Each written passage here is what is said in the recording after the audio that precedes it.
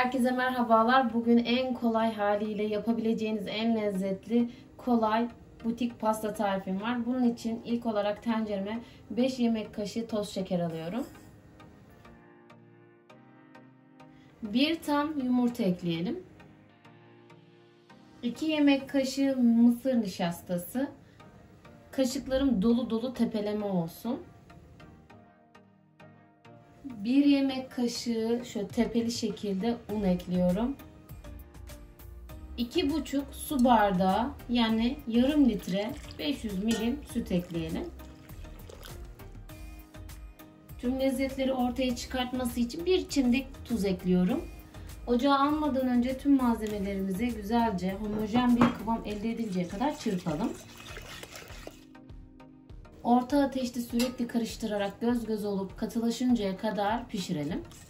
Mutlaka bu aşamada orta ateşte pişirelim. Hızlı bir şekilde pişirirsek hemen kıvam alır, katılaşır. Ancak daha sonra kendini krema bırakır ve kıvamı istediğimiz gibi olmaz, cıvkılaşır. Orta ateşte pişirme işlemine devam ediyorum. Krema kıvam aldı. 1 yemek kaşığı dolusu tereyağı ekliyorum. 1 paket vanilya ekleyelim. Karıştırıyorum.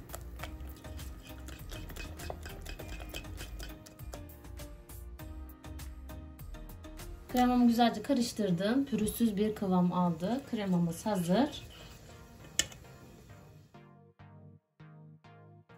Üzerine bu şekilde streç film kapatıyorum. Kabuk bağlamaması için. Tamamen soğuyana kadar bekletelim. Yumurta akını ve sarısını dikkatli bir şekilde ayırdım. Hiçbir şekilde birbirine karışmadı. Kaplarım da tamamen kuru durumdaydı. Yine kontrol ettim bir bezle.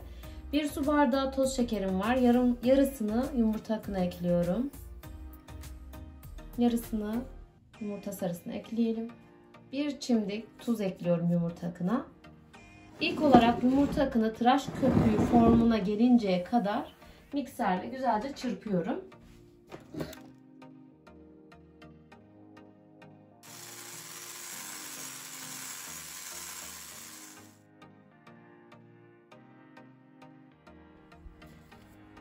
Yumurta akı hazır. Hemen yumurta sarılarını çırpıyorum. Yumurta sarısının rengi açılana kadar güzelce çırptım. Yarım çay bardağı 50 milim sıcak su ekliyorum. Hızlıca çırpalım. 3 dakika boyunca güzelce çırptım. Köpük köpük oldu. 1 çay kaşığı kabartma tozu ekliyorum. Kuru malzemelerimizi ince bir elekten geçirelim. 30 gram nişasta. 180 gram un ekliyorum. 1 paket vanilya ekleyelim. Malzemeler karışana kadar mikserimde çırpma işlemine devam ediyorum. Kenarlarını toparlıyorum. İlk olarak tıraş köpüğü formuna getirdiğim yumurta akından bir miktar ekliyorum. Güzelce karıştıralım. Karışım bu kıvama geldiğinde yumurta akını kontrollü şekilde aşama aşama ekleyerek havasını söndürmeden aşağıdan yukarıya doğru yumurta akını yedirelim.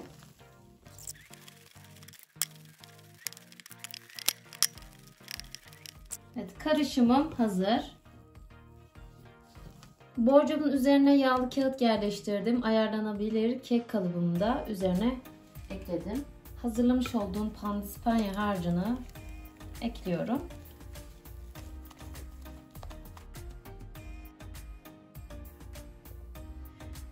Çöp şişle zikzaklar çiziyorum. Hava boşluğunun kalmaması için. Eşit bir şekilde yükselerek pişmesi için. Önceden ısıtılmış 150 derecede kontrollü şekilde 45-50 dakika pişirelim. Son aşamada kürdan testi yaparak kürdanımız temiz çıkarsa pandispanyamızı fırından alalım. Pandispanya çok güzel bir şekilde pişti. 45-50 dakikada. Hiç vakit kaybetmeden pandispanyamızı ters çevirelim.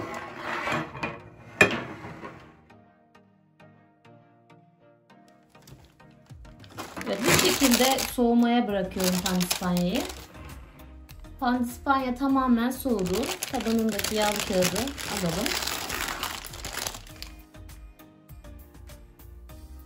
Kenarlarını dikkatli bir şekilde bıçakla geçiyorum.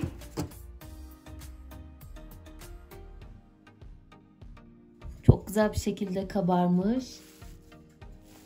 Nemli nemli, muhteşem oldu. Pandispanyamızı 5 eşit parçaya bölelim. Pandispanyaları 5 eşit parçaya böldüm. Tamamen soğumuş durumda. Üzerindeki streç filmi alıyorum. Streç film sayesinde üzeri kabuk bağlamadı. Bir poşet krem şanti ekliyorum. Bu aşamada mikser ya da blenderdan geçirelim. Pürüzsüz kıvam elde edinceye kadar. Pürüzsüz bir kıvam elde edinceye kadar blenderdan geçirdim. Kremamız hazır. İnanılmaz lezzetli, muhteşem bir krema oluyor. Diğer pastalarda da gönül rahatlığıyla kullanabilirsiniz. Pasta tabanı yerleştiriyorum. Butik bir pasta hazırladığımız için böyle bir pasta tabanı yerleştiriyorum. Pasta tabanı yerleştirmek istemeyenler bir servis tabağı da kullanabilir. Pandispanyayı pişirdiğim kalıbımı üzerine yerleştiriyorum. Pandispanyamızın bir parçasını kalıbımızın tam ortasına yerleştirelim. Birkaç kaşık kremamızdan ekleyelim. Kremamı yayıyorum. Aralarına çilek ve muz ekleyeceğim. Bu aşamada dilediğiniz malzemeyi ekleyebilirsiniz. Çikolatalı da yapabilirsiniz.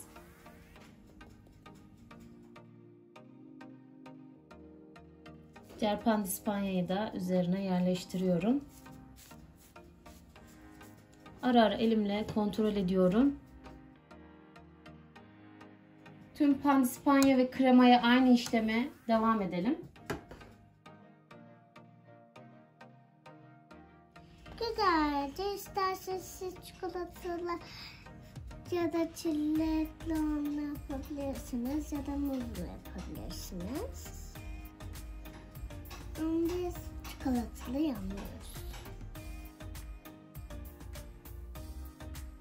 Pastamızın son parçasını da üzerine pandispanyasını kapatalım. Hafif hafif bastırıyorum. Pastamız hazır.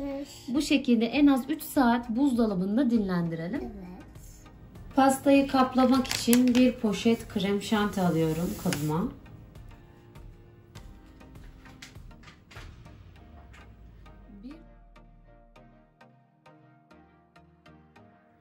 Bir çay bardağı soğuk süt ekliyorum. Köpürüp katılaşana kadar çırpalım.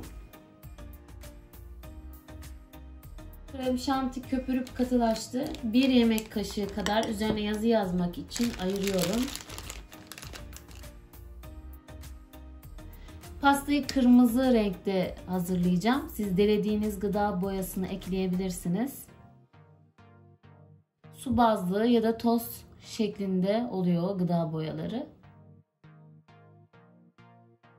İstediğim renk tonuna gelene kadar gıda boyası ekledim. Siz de dilediğiniz renkte hazırlayabilirsiniz.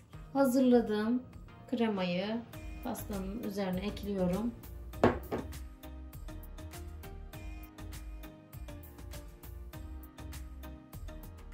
Pastayı dikkatli bir şekilde sıvadım. Üzerine pastayı yazı yazacağım yerlere bir çöp şiş yardımıyla yerlerini ilk olarak belirliyorum. Yine çöp şişle yazımızı yazalım.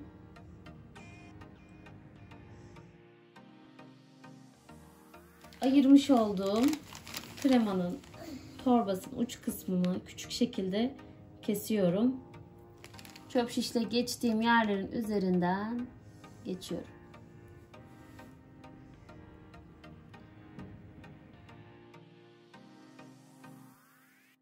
Yazıların daha güzel belirgin olması için bir kat daha geçeceğim üzerinden. Sevdiklerinizi kendisine özel hissettirecek, muhteşem, elinizde kendinizin yapacağı çok güzel bir butik pasta oldu. Üzerine dilediğiniz yazıyı da yazabilirsiniz bu şekilde. Gerçekten çok tatlı gözüküyor. Pastamız hazır. Ben bir dilim alıp içini de göstermek istiyorum.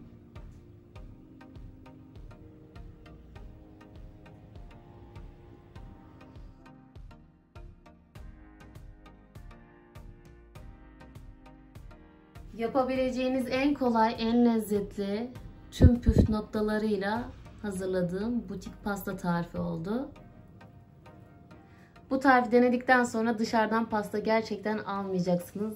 Muhteşem. Bu tarifi sevdiklerinize gönül rahatlığıyla yapabilirsiniz. Videomu buraya kadar izlediyseniz beğenip yorum yapmayı, kanalıma abone olmayı unutmayın lütfen. Yepyeni ve lezzetli tariflerde görüşmek üzere. Hoşça kalın.